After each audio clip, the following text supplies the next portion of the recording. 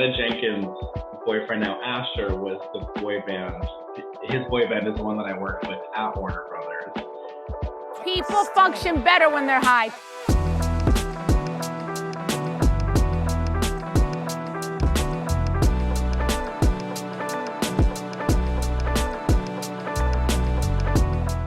All right. Hi, everyone. Thank you for joining me today. I am going to go over the Bravo highlights of the week, and I have an interview with Peter Panos. So before I get into that, I just wanted to give a thank you to all of you who are listening on the podcast. I know that you may be driving or maybe you're cleaning, but if you are watching on YouTube, please make sure to subscribe and turn on notifications so you can be updated when I upload new videos. So for this week's Bravo lineup, we started with Real Housewives of Atlanta. I made a video called How to Launch a She by Sheree fashion line in under 14 years.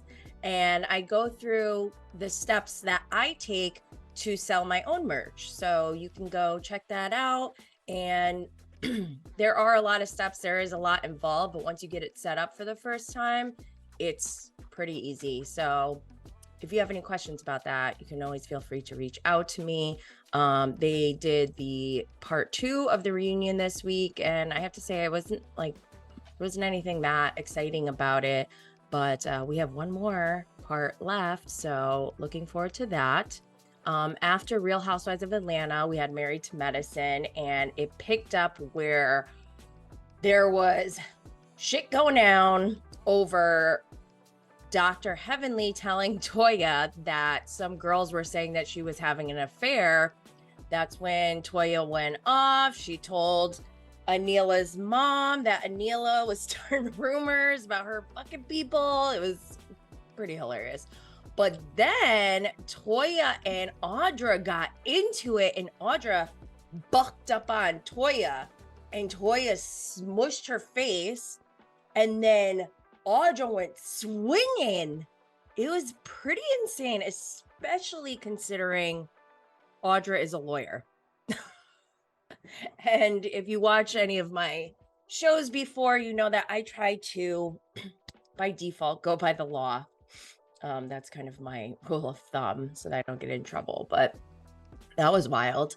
And Anila's mom, damn, I thought I'm the child of a Korean immigrant mother, and she is hardcore. Any first generations out there know, I think this is pretty standard with immigrant parents. Like, they are not joking around. Like, the sacrifices they made for us, you better fall in line. And so when I see Anila's mom, I'm just like, I get it, but she is on another level. She is like straight gangster, does not give AF. She doesn't care. And I see Anila's frustration, and I totally get it. It's like, you can't reason with them. There's no communicating. It's like my way or the highway. And not all the time, but with Anila's mom, it seems that way. And it's just like, woo, it's hard to watch. But yeah, so go check out Married to Med. I like that show, and I think it's hilarious. I love Dr. Jackie, Dr. Simone, and Dr. Heavenly. I think they're so hilarious. So make sure you check that out. Also, we have Below Deck Med. The saga continues with Natasha and her boyfriend. It's just like, at this point, I'm over it. Natalia and Storm, things are heating up with them and their boatmance, but Natalia seems to be, she said a few times that like she's never really had a relationship, so maybe she just doesn't know how to go about things. But Storm is so cute because he even bought her a watch, and she just comes off like okay, like, I don't know. It's funny to watch, but I like to see where it goes. Jason is funny because Jason reminds me of my brother-in-law, whose name is also Jason, by the way. But he's like, I think he's from the Northeast, right? And like, I don't know, my brother-in-law,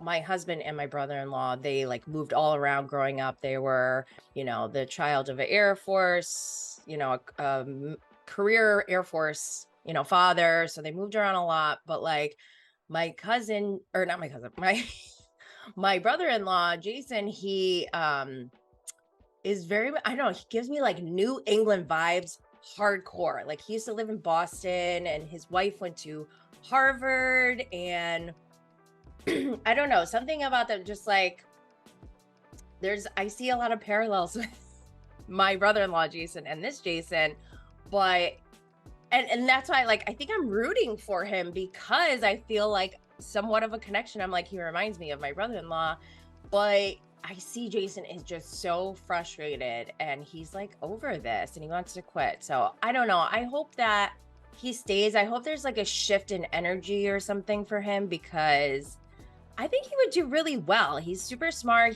I think he likes structure, and he just has a problem with maybe he's a little arrogant because he thinks he knows everything, which maybe he does. But on a boat, what I'm noticing from watching Below Deck for so many years, I'm basically a yachty, joking, but it seems like it doesn't matter if you know more than the person who is above you. Like you just have to fall in line. That's how it is. It's very like, military style. So I get it, but I don't know. We'll see. We'll see what happens. Kyle, my favorite stew. He seems so done with everything after meeting the love of his life, Frank, which I don't blame him. Like he went from having like this highest point, with Frank as a charter guest, and now it's like it's all downhill from there. So I totally get it. Like he seems like he's over it. And also Z's birthday. I just love Z so much. And Z, although he doesn't like bring much to the show, I just love him. And he's going to be at Bravocon. So I can't wait to meet Z in person, because I did have the opportunity. I don't remember when, maybe like in March, I want to say.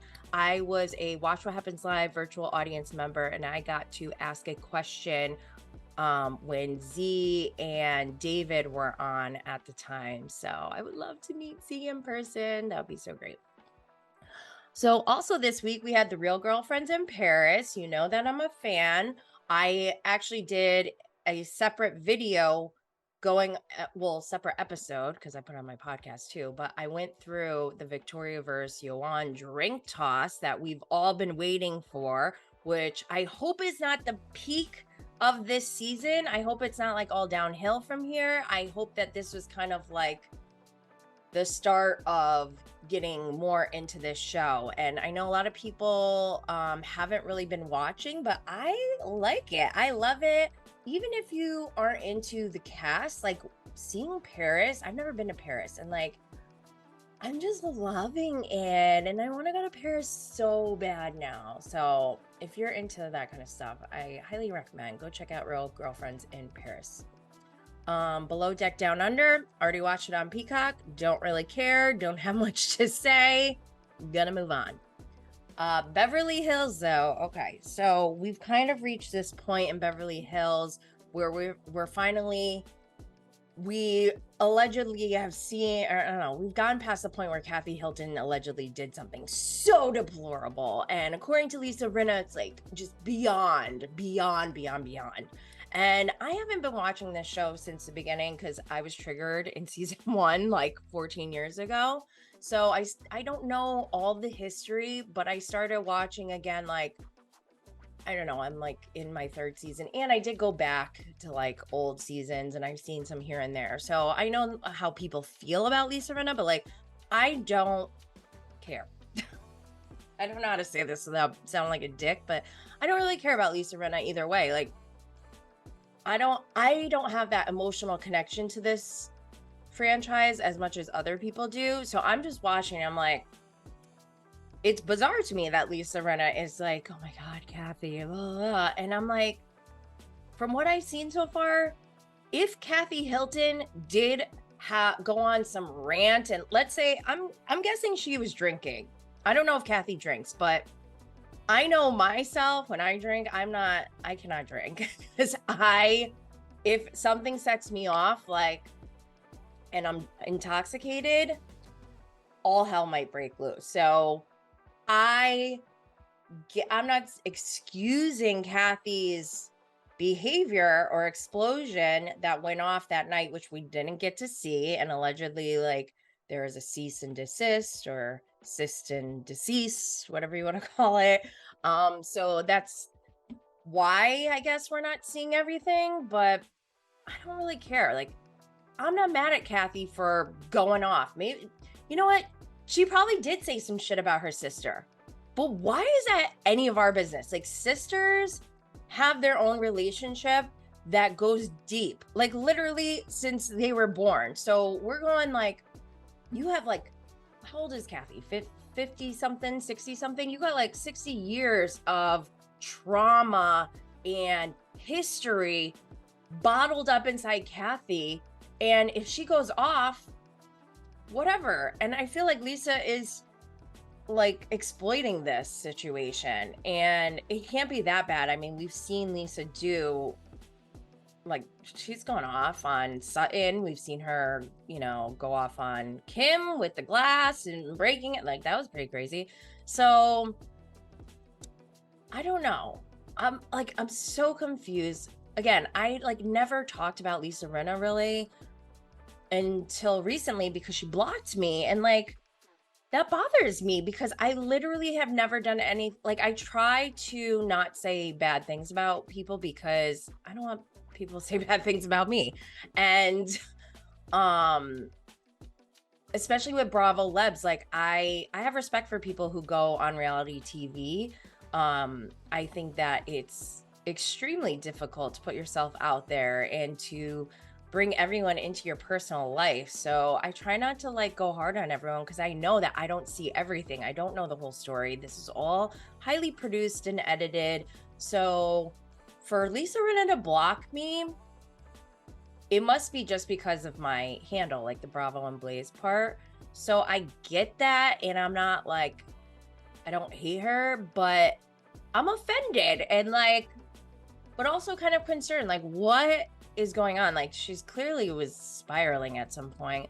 And then also there's rumors going around that she's requesting $2 million to be on next season. And then there's all these like conspiracy theories that, oh, she's just doing that so that she can like not be on the show anymore and sit, you know, blame it on that or something. But I don't know. I feel like this might not be healthy for Lisa Rinna. And maybe it's time for her to move on to something else. But also, if Bravo has $2 million to spend, my recommendation is scrap the whole franchise. I'm just like, I'm so over it. Or give me $2 million and I'll go in and whip Bravo into shape. We also had Southern Charm this week.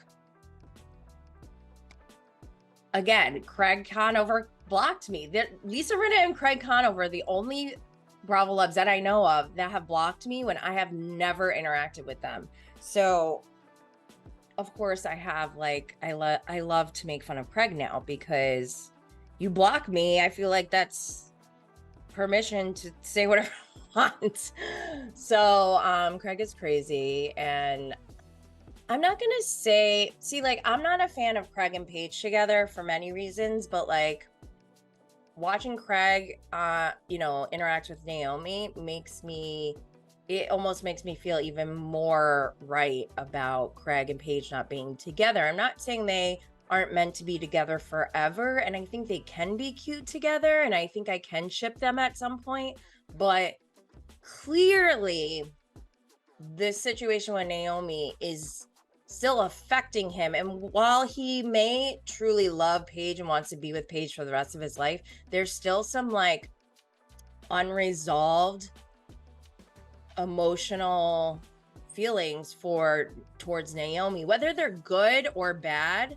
It's just like, for me, if I was Paige and I was watching this, it would make me feel extremely uncomfortable, and it would make me so sad to see my boyfriend having these like meltdowns, emotional meltdowns over his ex.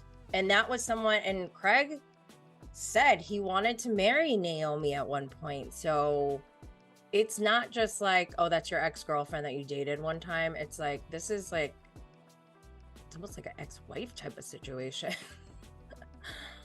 maybe I'm exaggerating or taking it a little bit too far, but my highlight for last night's Southern Charm episode was Austin versus Shep. And Shep, I mean, oh God, I just have like ups and downs with him. Sometimes I'm like, I do like Shep, and then other times I'm like, oh my God, Shep. And I would say last night was kind of one of those moments where I'm like, oh my God, Shep, because he's older than me. He's older than me. I have 4 children. He's never like really worked. I mean, he's an entrepreneur and he has like family money, but has he ever been a professional in the work world?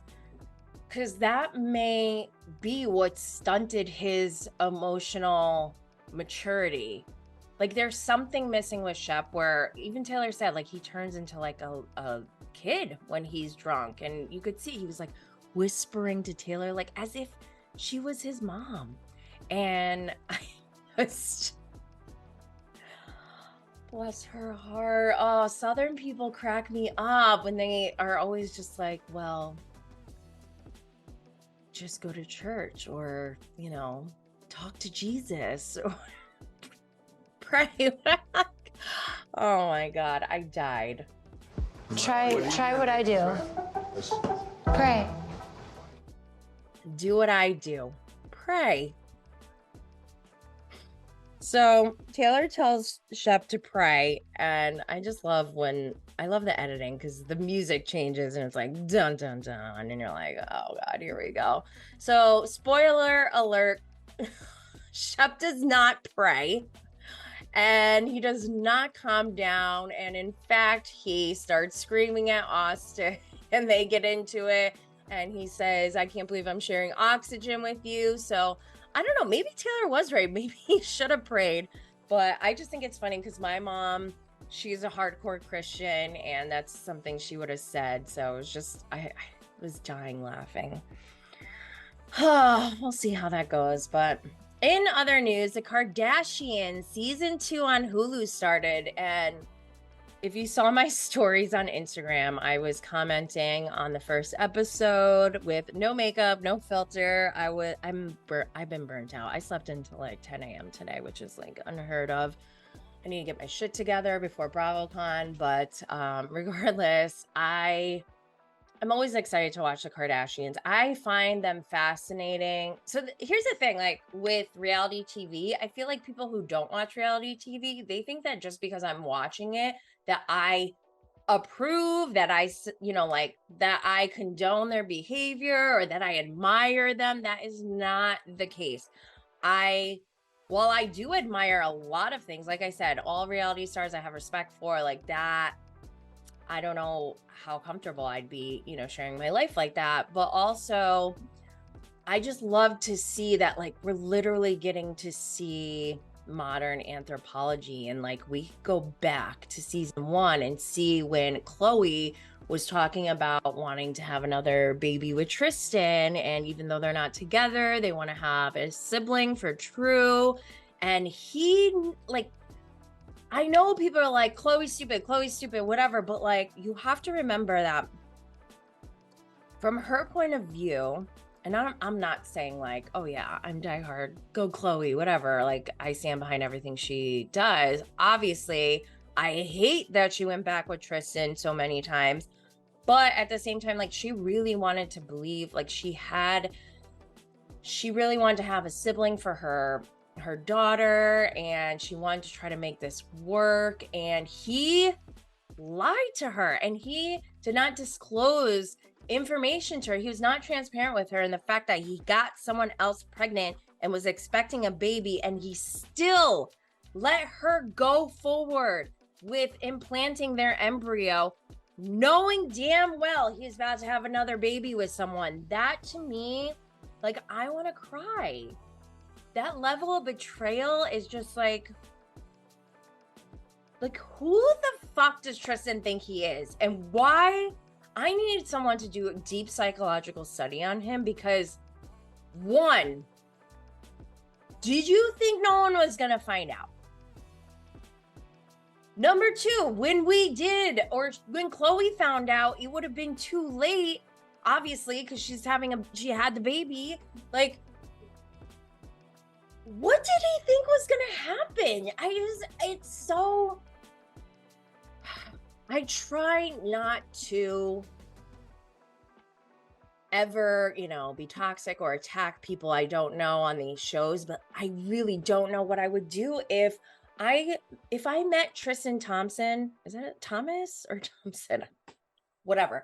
If I met him in real life, of course I would be very polite and hi, I'm Jenny Plays. But I don't know how I would be able, I don't know if I would be able to just not say anything, or I would have to ask. I don't know. I'd have to ask. I'd have to be like, Tristan, I just really, and I wouldn't do it in a mean way. I'd just be like, I really want to know, can you please walk through your thought process in this journey? And I just I want to know truly what his thought process is. And even now, back then I want to know what he was thinking, but I want to know now too, okay, this should happen. You either knew it was gonna come out, or you were delusional and thought no one was gonna find out, but now everyone knows. So now what is your commentary now? I need to know, do you have anything to say for yourself? I need to move on because it's just too much. Ugh, he drives me nuts. So also in other news, I was a guest on the Real Reality Realness with Cherie Laveau. So I will put the link in the show notes. It's an audio show, but we get into some heavy stuff. If you want to learn more about Jenny Blaze and kind of some of the things that have led me to this point in my life, go check out that episode. We talk about my experience with sexual harassment, sexual assault, things like that. So please go check that out. And also, I have released my Cannabis Mom Boss episode with Bethany Moore from the NCIA, which is the National Cannabis Industry Association, and she's the director of communications. We did an interview a couple months ago, and I just released this episode where we go through, what is a director of communications and how did you get into the cannabis industry, and what has your journey been like coming out of the quote unquote green closet. And for her, particularly with Bethany, she's been an activist for decades. And so it's really interesting to hear her story of everything from the very beginning, during her activism, when they were literally just fighting to get, to make sure that medical marijuana patients weren't being arrested for using their medicine. So she's amazing. Please go check out that episode, and I'll put the links in the show notes. Also, what we have coming up, Bravocon! I'm so excited. This week, I started really focusing on my looks. I know that sounds crazy, but I have analysis paralysis, okay? I think about every single detail when it comes to my looks because, for one, Bravocon is 3 days long, okay? Bravocon alone is overwhelming. So it's all at Javits, and my hotel is close to Javits, so it's within walking distance, but that still requires walking. And for any female out there who likes to wear heels, that this is an issue for us. We need to figure out, okay, what shoes am I wearing? Because I need to walk around a lot, and I'm going to be we're going to be out all day long. Do we need outfit changes? Some of us are going to watch What Happens Live at different times. There's Bravo Paloozas throughout. Then you have the Legends Ball, which is, I think, is going to be red carpet and formal. I talked to a couple of people who were like, oh, I didn't even think of that. And I'm like, that's all I've been thinking about. Hello, Andy's Legends Ball. A ball to me is formal, right? Am I going to be dressed up by myself and everyone's going to be wearing sneakers? Because I ordered a Giovanni dress. I don't know if I'm going to wear it for the ball or for my show. But my show is starting, or my show will be on Thursday, October 13th in New York City at a cabaret speakeasy. So I also have to figure out my outfit for that. But it's going to be, I'm so excited because I'm going to have VIP swag bags for everyone who attends, and there's going to be really great goodies inside. But also, if you aren't attending, there are ways that you can win giveaways and prizes because we're going to be live streaming to a virtual audience. And if you cannot make it to Bravocon, you can still be a part of the experience by joining my live show. It's going to be great. Or I'll release all the brands that are participating once we get a little bit closer, but I hope that you all are able to join me in one way or another. If you are able to join in person and you want to come, send me a message because there are limited spots and I have to get my RSVP guest list down soon. So reach out to me if you are interested in coming. If you want to join virtually, make sure you look out for all communications that'll start coming out next week. All right, now we're going to go into our interview with Peter Panos, who will also be at the live show. So check you later. Hi, everyone. Today we have influencer and blogger Peter Panos. Hi, Peter. How are you? Hey, baby gorgeous. How are you? Hey, so good to have you here. I've been following you on Instagram. That's where I found you. And I was like, oh my gosh, I just love. And I was like, I got to have him on the show. So thank you so much for being here. Thank you so much for having me. I've been obsessed with your Instagram as well. So this is kind of like a very like surreal like moment. I feel like we met on like Plenty of Fish and this is like our first like virtual date. So I'm very excited. Not POF. POF. I haven't heard about Plenty of Fish in like over a decade. I caught up on like a lot of catfish during COVID and I was like obsessed with catfish and most of the people I feel like met on Plenty of Fish. I don't even know what it was, but I was like, that's going to be my go-to from now on. That is so hilarious. So I want to hear all about you. How did you become an influencer and blogger? You have Gingerposh.com. Tell me everything. I want to know everything. Oh my gosh. So I started interning at Warner Brothers Records like a long time ago with the late Tommy Page. And so I worked with him a lot. And that was when like social media was really first coming to be. Like we had MySpace and then Twitter had just come out. So yeah. not to age myself, but that's like where we were. I remember those days. I remember. Like, how do you tweet? You know, like, I just learned that recently. But hey, I remember the days. I remember when Facebook first started. I was just graduating college. Oh my god! Yeah, I'm just like, where did like the time go? But we did that, and then I worked with him on that, and then I worked with we'll get to that later. But Diana Jenkins' boyfriend now Asher was the boy band. His boy band is the one that I worked with at Warner Brothers. So we'll get to that after, but. That's how I got, so that's how I got my start with that.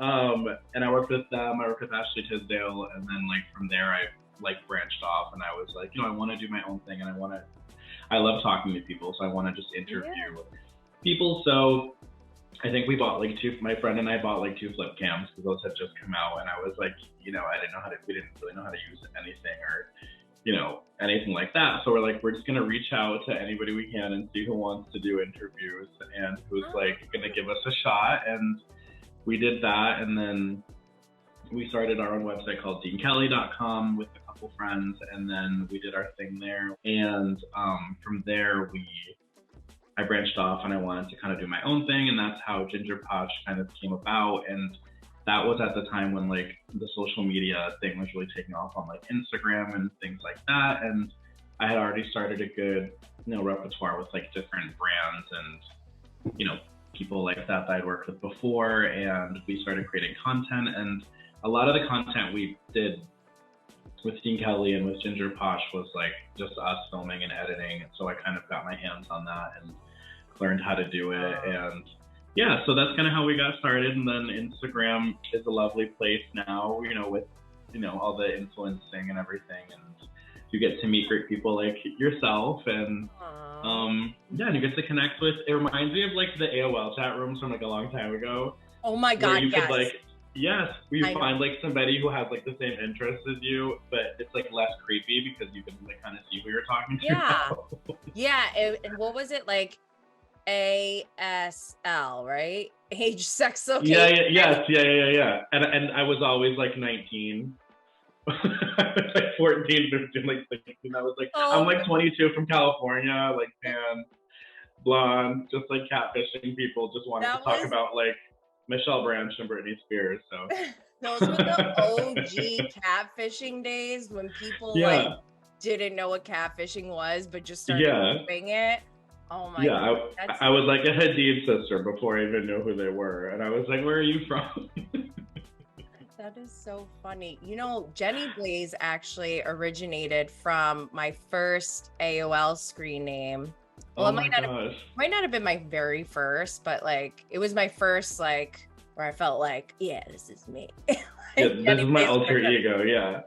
But that's how I was with Peter Panos. Yeah, I feel like that makes such a difference unless you're born with just like a perfect name. Right. I feel like, you know, then you need to kind of come up with like your own like persona. And I feel like that started with like a lot of people I listen to on the radio and stuff. Everybody had like a cool name, and it was kind of cool. So that's kind of how Peter Panos came about, because Peter, so my full name is Panayotis Dimitrakopoulos. It's like full ass Greek, right?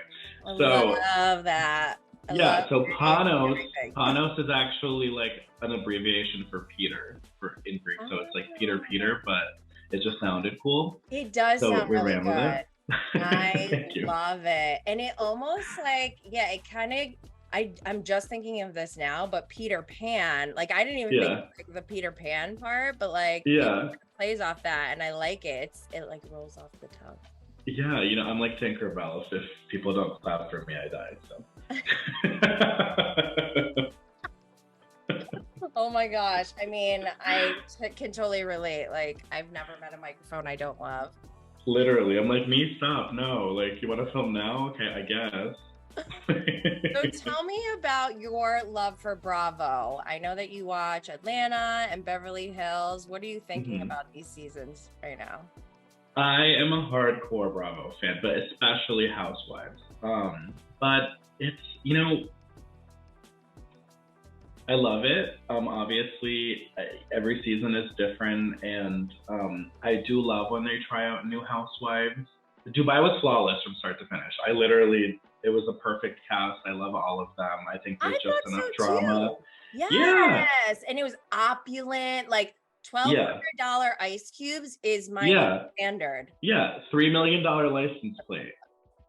30 million. Oh, 30 million. Sorry, $30 million. Sorry, that's cheap. $30 million license plate. Not the license plate, just the frame. Oh, the frame. Oh, good. Okay, good. Yeah. Okay. Yeah, that's definitely feasible. It's definitely doable. But I love that, you know, that one is amazing. Atlanta, I feel like I obviously love Atlanta. It's OG, but I don't like, it doesn't have like the solid cast that some of like the other you know, franchises do. I feel like it's getting there, but there's still kind of like a slight disconnect. Yeah, absolutely. They're working it out. And I think Sheree coming back was nice. I don't know. The Heather Dubrow and Sheree comeback were kind of like not what I expected, I guess. Yeah. But not awful either. Like it's not like a complete flop. Like it just, I was expecting something different. So I don't know. I'm still like looking forward to having them back, you know, for next seasons. But me too. I feel like it's like we were used to them with, I think it all has to do with like the cast chemistry. Like I feel like they're two characters that have to like bounce off of each other and off of other drama and things like that. And I feel like if that energy isn't matched, we don't get like the full, you know, spectacle. You know who does that really well, I think, is Potomac with Karen Huger and Giselle. Oh, always, yeah. Their banter is just, it's so good because it's like, it's shocking sometimes, like that you're sing and you're hot box or whatever. Yeah. But then she's like, I don't know, I made it up. It sounded good though, right? Like that's funny. And like Giselle, there's like an unspoken understanding where it's like we don't go below the belt, but we will get shady and like toss things around. It's like lobbying, like badminton, like when you just when you're just kind of throwing back and forth. Volleying. That's what they're like. Volleying. Just playing. You know, it's not like boom, I'm gonna slam this in your face, which you know we see in other franchises, and it's like it's sometimes it's too, but like Potomac now I feel like does have that perfect cast where it's like the right amount of people. It's everybody has like their storyline and there's just enough drama, but it's not like too below the belt, like we were saying, like Beverly Hills this season. So it's like, it's good. I love Potomac. It's not too bad. Beverly Hills, I'll be honest, it's not my favorite franchise. It's my least favorite mostly because I think it's gotten out of hand. And oh my goodness. I have lots of reasons for that like go down to the core root of the issue, but I really want to know more about your relationship with Diana and Asher. Oh my God, yeah, like bombshell. So, so when I had my internship at Warner Brothers, it was like back in like 2008, like 2010, and Asher I was in the way it all even started was I was in some like random like Marc Ecko fashion show. Like I don't know if Marc Ecko is still a thing. How I got placed in that, I don't know. I'm just like a little white boy from Connecticut, and somehow like they put me in the show, and I was like, hey. But Ashley Tisdale was the face of Marc Ecko at the time. It was during like High School Musical, and her two backup dancers were about to be put in a boy band like with Asher, and they saw that I did like graphic design or something. They're like, we help us design our MySpace page. We have a band. So I was like, yeah, sure. Not realizing it was like a real like record label like band. So I was like, yeah. And then I sent them some designs, and they were like, oh, the head of Warner Brothers, like A&R wants to meet you, and that was Tommy Page. So I met with them, and I did like all of their stuff. But Asher was like the lead singer of the boy band, and so they were together for a couple years, and unfortunately, they didn't really take off. But then he did Fame. He was in the remake of Fame. Oh. Did we know that? Did they say that on the show? They didn't, but that's when so they were called V Factory, the boy band. I don't know why, but Asher's mom came up with the name. And he was like the lead of like V. Like V Factory, because there was 5 of them or whatever. I never loved the name. Oh, like the Roman numeral.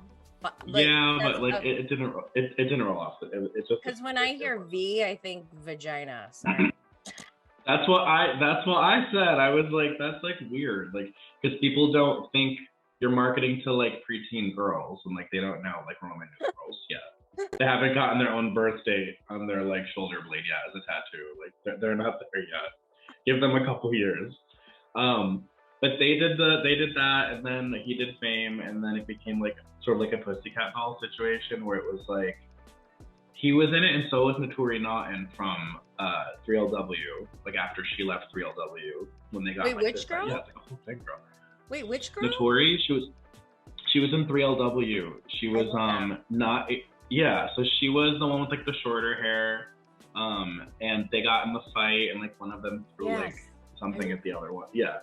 I remember that kind of. She left. She did like the Notorious movie. Yeah, she was Little Kim in Notorious after that, and then she did the Fame movie with Asher, and they did a song together that Warner Bros. Was going to release with the boy band, and they designed it as like V Factory featuring Asher, featuring Naturi Naughton, and that caused like a whole thing, and then there was like a rift, and then there was no more boy band, and then he went solo, and that's around the time I remember when we still like talked that he was dating this like older lady, and I didn't like know who she was, but they were like, oh, she's like really rich and she like knows Elton John. I was like, okay, well, good for him.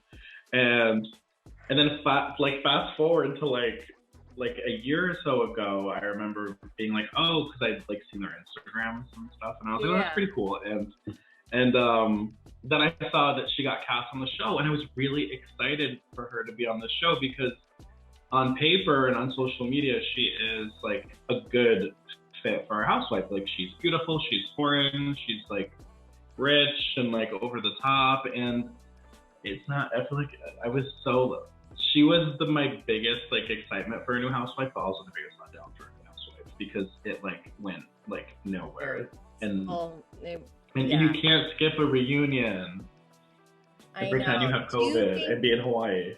Do you think she really had COVID? No.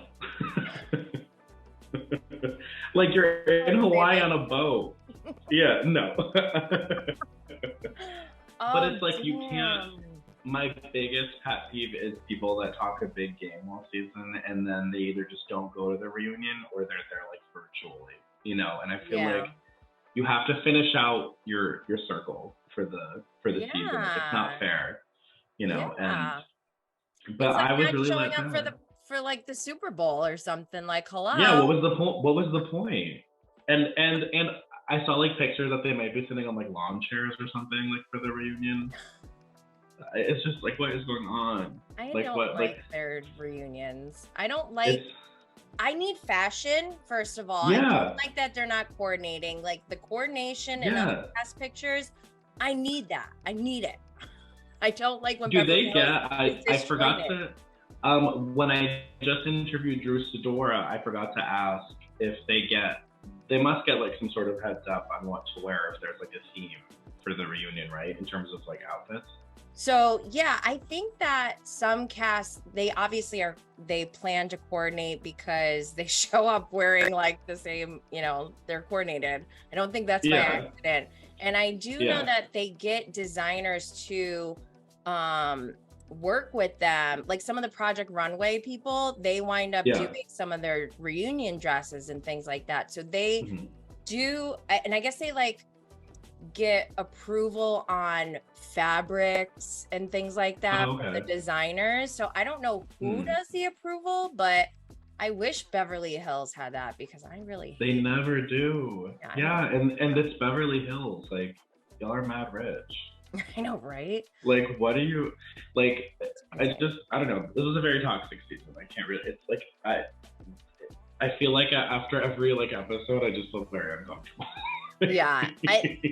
And you know what? I realized this week because Dubai's over now. I was like, oh, I know. Now what do I do? Wednesday is just like, ugh. I don't know. I feel icky. And then Southern Charm is on Thursday, so I'm like, ugh. Yeah. Like two nights in a row. Well, Beverly Hills now is like, because there's so much tension. Is like when, like, I don't know. Like when you know your parents are gonna get divorced, but like you have to go on like a trip, like you go to dinner with them every Wednesday, and it's just them bickering. It's like really uncomfortable, and it's like not fun for anybody. I feel like that's where we are with Beverly Hills right now. It's like not working. It's very toxic. Sad. Oh my god, that's so sad. Well, I want to hear about your upcoming podcast. Can you tell me a little bit about that? Yeah, so I am working with a couple of different friends on a podcast. So it's going to be my very first podcast, and I'd like to have you on it once we're rolling with it. Yes. I want it to be like just friends that are chatting. It'll be things about pop culture. It'll be relationship advice from people that have no professional reasoning to give any advice, but I feel like that's like why go to somebody who knows what they're talking about instead of like a group of friends that are drinking tequila and just telling you to dump your boyfriend. So it'll be relationship topics. It'll be pop culture. We're gonna tie in different cocktails to the podcast and things like that. We gotta have Bermuda tequila, Yeah. All that good stuff. Yeah, mine. I love the Barlows. Oh my god, you know that I like. Love them. I love them, and I'm really excited for Angie, who's gonna be on the new season as well. The brunette. She's gonna be a friend of. Yeah. Yeah, she's like super Greek, so obviously I love her. I'm excited. She's like a sweetheart. Yeah, so she's really fun, but. Yeah, I'm going to have different guests on. I didn't want it to just be like celebrity guests. Like obviously I want to do that as well, but I feel like I want something that's like more relatable and that is, things that people go through. Like like I said, like breakups, makeups, like things in the bedroom that people have like questions about, like, is this normal that my boyfriend wants to do this, or Oh, I want to hear is it normal that. that my girlfriend wants to do this? Yeah, like, and I'm just nosy, so I just like wanna. I have hear a everybody's theory. like drama. Yeah, I have this theory that some people probably won't like, but everything that we've been taught our whole lives is like so binary. Like you're either this or you're that. And like Yeah. I'm half Korean, half white, so it's like hard for me to be like I'm one or the other. And Yeah. I've been thinking about sexuality a lot lately, and it's like I don't know if I believe in people being straight. And I think that sexuality is like a spectrum. Oh, absolutely. I think it was James Dean or someone, like one of those quotes that he probably never said, but is on like a bunch of websites, where he said like, I can't go, they asked him about his sexuality, and he said like, well, you can't go through life with like one hand tied behind your back. And I feel like that's kind of one hand tied behind your back. Yeah. I know. And I feel like that's true. Like, I feel like you can't, how do you know that you haven't met somebody that, even if you don't identify as any specific, like whatever your preferences or whatever you want to call it, like, right. How do you know that you just haven't met like another person of the same gender that you click with and that you are attracted to, but not necessarily attracted, like if you're a woman and you meet like another woman that you're attracted to, you're not necessarily attracted to other women, so you're not technically like a lesbian. Yeah, you know what I mean, but this one person, yeah, I feel like that's, I have manifested. Sounds creepy, but like I just have already visualized myself making out with Ariana Madix from Vanderpump Rules. I feel like we've all been there, yeah. But I'm married, so I don't know. Yeah, that's okay. I mean, like I'm not everybody has like a hall pass. I'm just like I just have like thought of it. Yeah. So no, that's fine. I don't think it's weird at all. I have arguments in my head. Like if I need to talk to somebody about something, like in my head, I've already had a full conversation where they've already said something offensive to me, and I've like hit below the belt back, and it's just, and then in my head, I'm like, I just wasted like 45 minutes on like a potential conversation that never happened. So there's nothing weird about that. I'm like, why am I mad? Like I didn't even say anything to them yet, and like, how did I know they were going to say this nasty thing back? And why did I go to a place where I said something even nastier back? Dude, that's the story of my life. I'm like, I'm paralyzed before I even do anything because I'm overthinking. Yeah. That's literally me. And I'm like, how did we get here? And then I call the person. It's like the most like undramatic conversation. And they're like, I'm glad we like talked. I'm like, me too. In my head, you were like dead to me like 20 minutes ago. So there's that. Well, thank you so much, Peter, for coming on this show. It's such a pleasure to talk to you and hear about where you came from and, your backstory. So I really appreciate it. Make sure if you're listening, you go check out Peter Panos on Instagram and his website, Gingerposh, and his upcoming podcast. You have a name yet?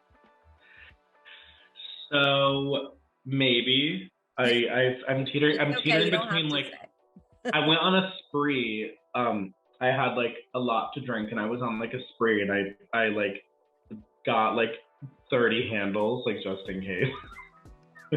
And I'm between like 2 or 3, but I'm like, who is like like no one's even hunting for these names, but I'm like, I'm not letting anybody get these first. Like I'm not letting Diana Jenkins send me a cease and desist because she thought of it first, even though like my name is in it and she has no reason to take it, but as soon as I know, I will let you know.